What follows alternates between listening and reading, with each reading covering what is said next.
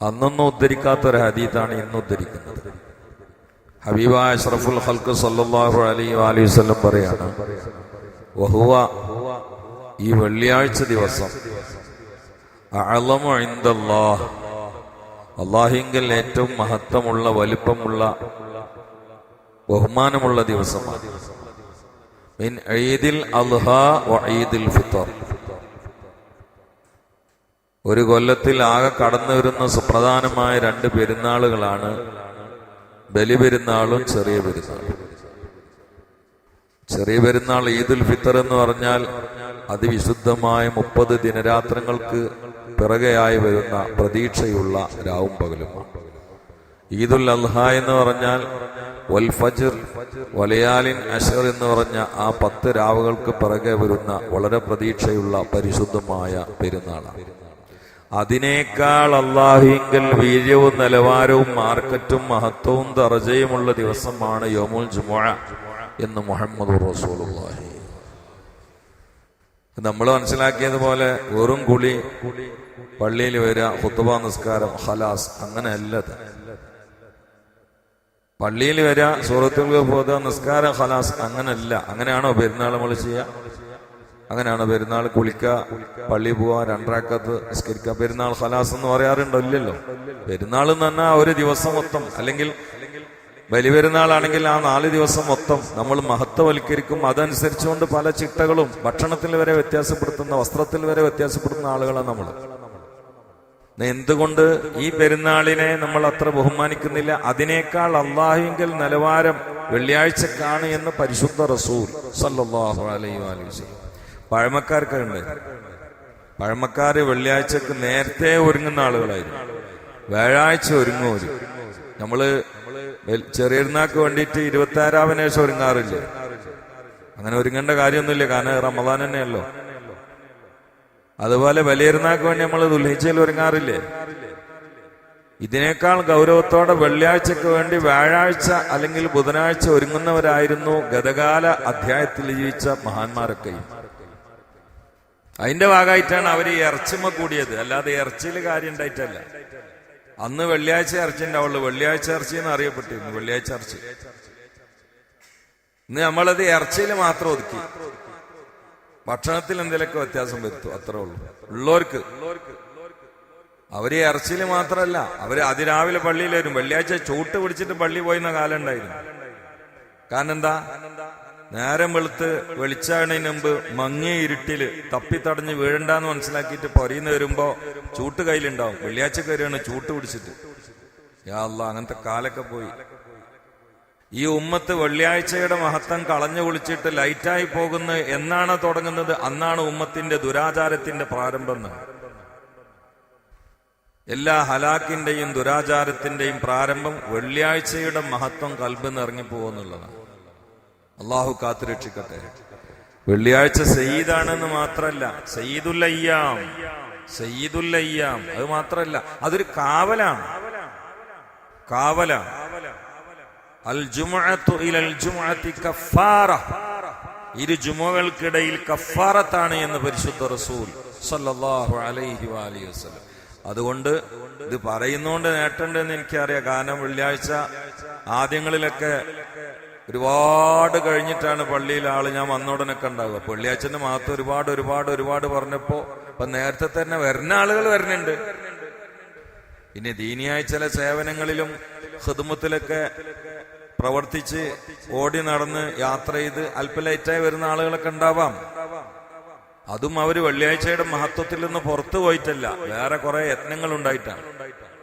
എന്നാ ഒരു തന്നെ ജോലിയില്ല, വെറുതെ വീട്ടിലിങ്ങനെ ഇരുന്നിട്ട് വാങ്ങൊടുക്കുമ്പോ പോണ ആൾക്കാരുണ്ട്.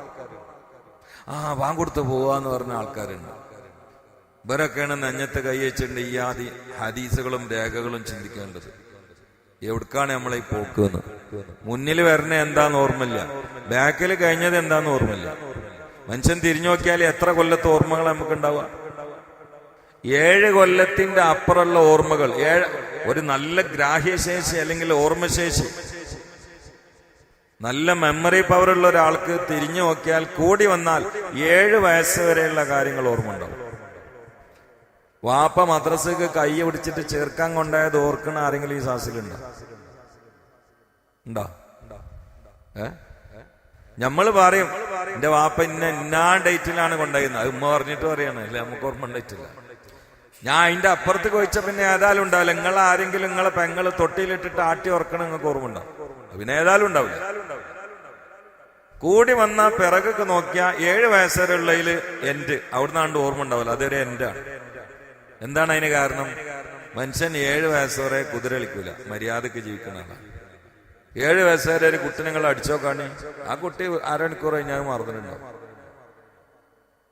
എന്നാ 70 വയസ്സിലും തോണ്ടി വെക്കാണ്, ഇനി 70 കൊല്ലം ജീവിച്ചാലും മറന്നിട്ടുണ്ടാവില്ല. മനുഷ്യന് പകയും വിരോധവും അസതും കിബറൊന്നും ഇല്ലാത്ത സമയമാണ് 7. അതുകൊണ്ടാണ് ആ 7 വയസ്സ് വരെയുള്ളതൊക്കെ ഓർമ്മ ഉണ്ടാവും. കാരണം അതിന്റെ വയസ്സിലാണ് കുതിരകളി.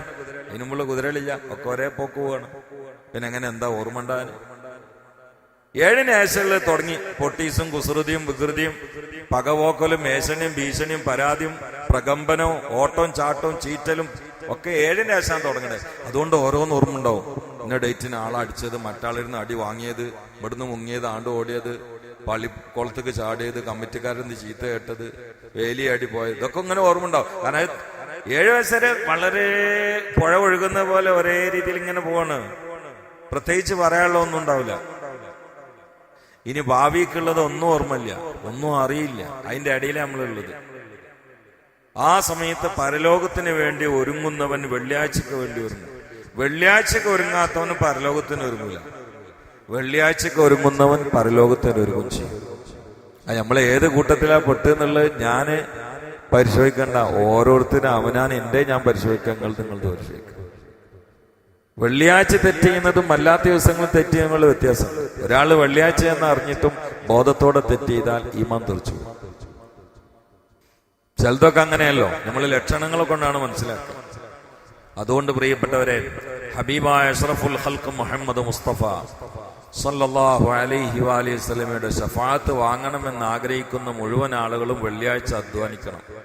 ഈ ഷഫാഅത്ത് എന്നൊക്കെ പറഞ്ഞാൽ ഒരു അർഹതയില്ലാത്ത ആളുകളെ അർഹത ഉണ്ടാക്കിയിട്ട് സ്വർഗത്തേക്ക് കയറ്റാന്ന് അർത്ഥം വെച്ചിട്ട് അധ്വാനിക്കാതെ പോകാൻ നിൽക്കണ്ട, വെടിയാവും. ചില ആൾക്കാർ അങ്ങനെ, കുടുംബത്തിൽ കുറെ നല്ല മനുഷ്യന്മാരുണ്ടാവുമല്ലോ, നമുക്ക് എങ്ങനെയും കോച്ചറായിത്തരം കാണിക്കാം എന്ന ധാരണയിൽ പോണ്ട. അവരോട് നാളെ അള്ളാഹ് പറയും, അംതാസുലിയമ്മ അയ്യോൽ മുജിരിമോൻ, മാറിക്കേണ്ട തമ്മാടികളെ, വല്യപ്പാന്റെ എളാപ്പാന്റെ ഇട്ട് ഇങ്ങോട്ട് ഒട്ടാൻ നിൽക്കണ്ട, ഓലും നല്ല അധ്വാനിച്ച ആൾക്കാർ, നിങ്ങൾക്ക് എന്താ ഉള്ളതെന്ന് ചോദിക്കും. ഞമ്മക്ക് എങ്ങനെ കുതിര കളിച്ച് ഏത് രീതിയിൽ നടക്കാം. കാരണം കുടുംബത്തിൽ കുറച്ച് ആൾക്കാർ താജ് നമസ്കരിക്കുന്നവരുണ്ട്, ഓലെ കൊണ്ട് നമ്മളെ വെച്ചിലാന്ന് വിചാരിച്ചിട്ട് ഫർളി മിസ്സാക്കാൻ നിൽക്കണ്ട. ഷഫാത്തിന് ഒരു യോഗ്യത വേണം. എന്റെ റൂമില് പ്ലാസ്റ്റിക്കിന്റെ കൈയുള്ള ഒരാൾ വന്നിരുന്നു, കൈ ഒടിഞ്ഞു മുങ്ങിയ ഒരാൾ വന്നിരുന്നു. രണ്ടാളും വളരെ ഫക്കീറന്മാരായിട്ട് എന്തെങ്കിലും സഹായത്തിന് വേണ്ടി വന്ന ആളുകൾ. ഈ ഒടിഞ്ഞു മുങ്ങിയിട്ട് വന്ന ആളോട് ഞാൻ ചോദിച്ചു, തൈലം തേക്കലില്ലേ എന്ന് ചോദിച്ചു. നേരെ വിളിച്ച് പ്ലാസ്റ്റിക്കിന്റെ കൈ വെച്ച ആളോട് ഞാൻ ചോദിച്ചിട്ടില്ല. ഇങ്ങനെയാണ് ഷഫാഅത്ത്. കാരണം പ്ലാസ്റ്റിക്കിന്റെ കൈ വെച്ചെന്ന ആൾക്ക് എന്ത് തൈലം തേക്കാനാ? തൈലം വെച്ചിട്ട് കാര്യമുണ്ടോ?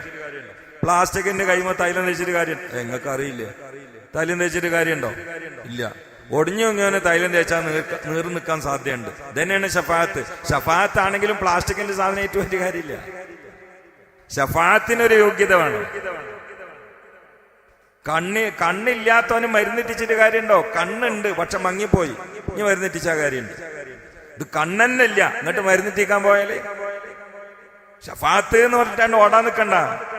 ഷഫാഅത്തിനും ചില യോഗ്യത വേണം. ഒരു അർഹത ഇല്ലാത്തവൻ അർഹതന്റെ കുപ്പായിട്ട് കൊടുത്തിട്ട് ആദരിച്ചിട്ട് പുതിയാപ്പിളാക്കണതിന്റെ പേരല്ല ഷഫാഅത്ത്. ഷഫാഅത്ത് കിട്ടണമെങ്കിൽ ഒരു യോഗ്യത വേണം.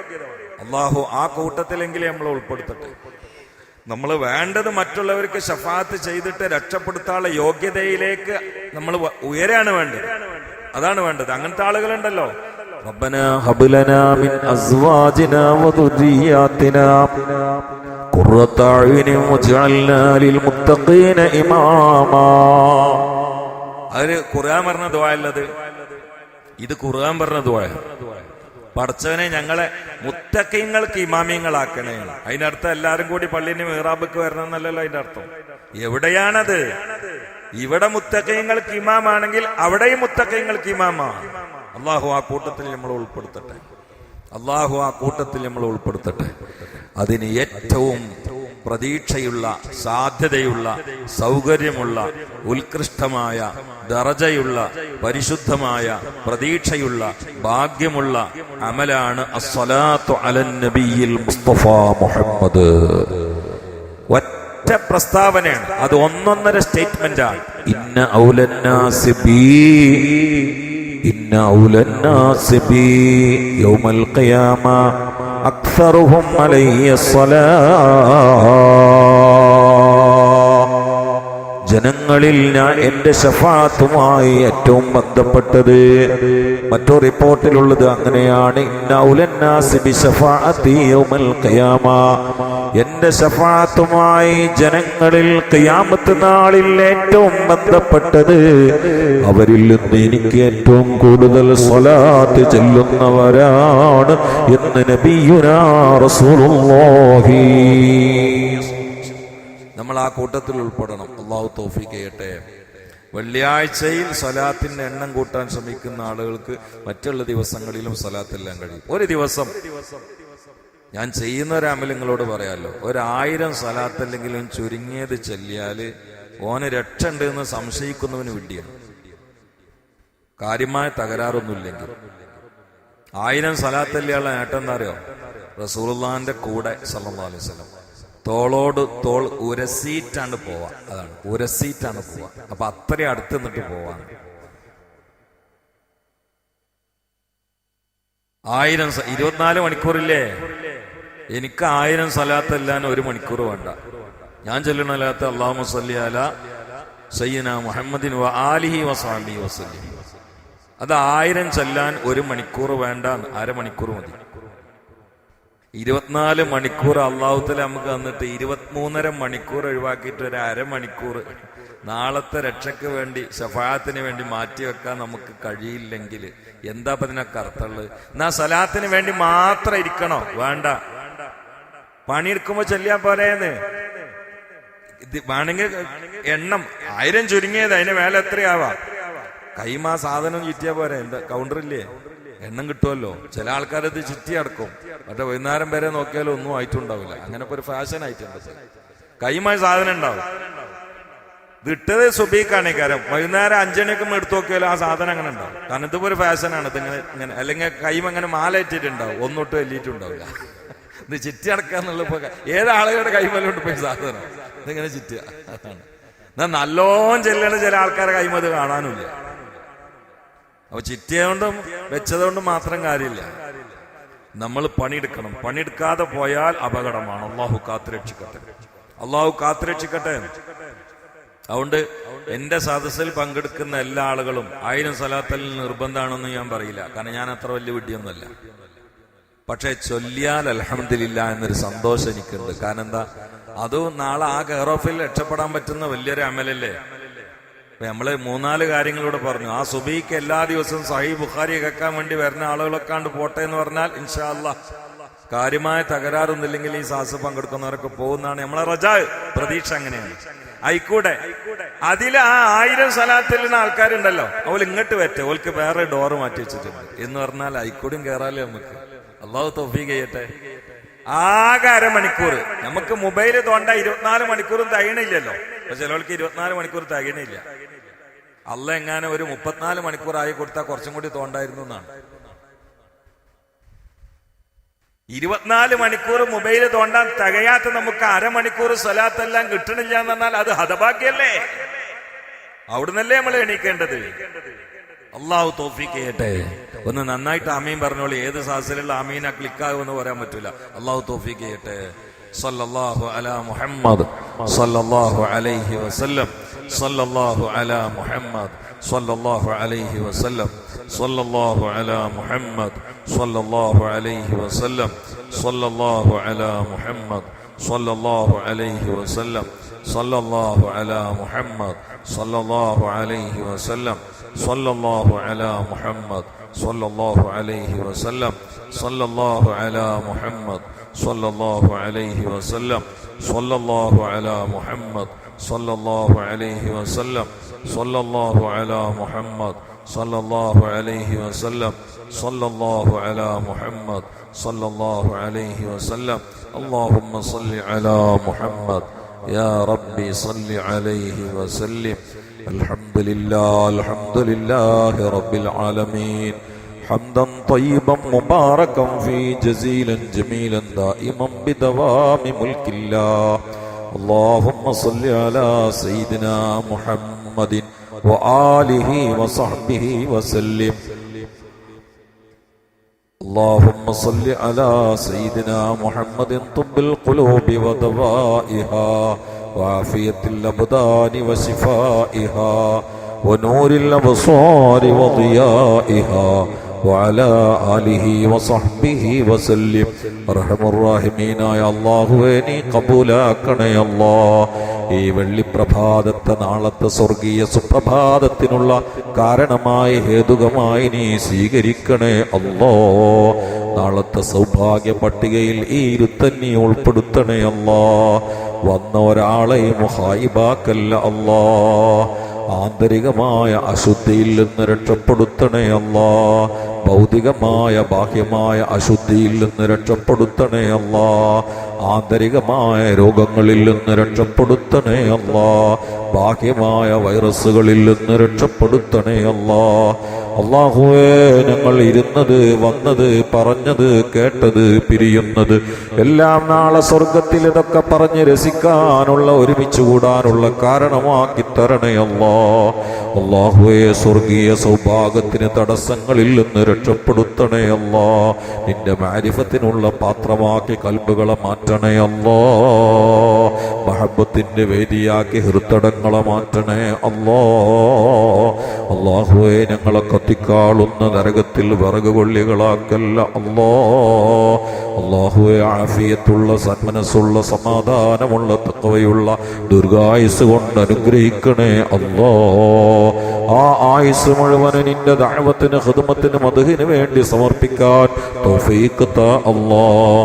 അല്ലാഹുവേ, ഞങ്ങളുടെ സമ്പത്തിലും സമയങ്ങളിലും സന്താനങ്ങളിലും കുടുംബത്തിലും ആരോഗ്യത്തിലും ഞങ്ങളുടെ ഉദ്യോഗത്തിലും ജോലിയിലും അധ്വാനത്തിലും വരുമാനത്തിലുമൊക്കെ ബർക്കത്ത് ചെയ്യണേ അല്ലാഹ്.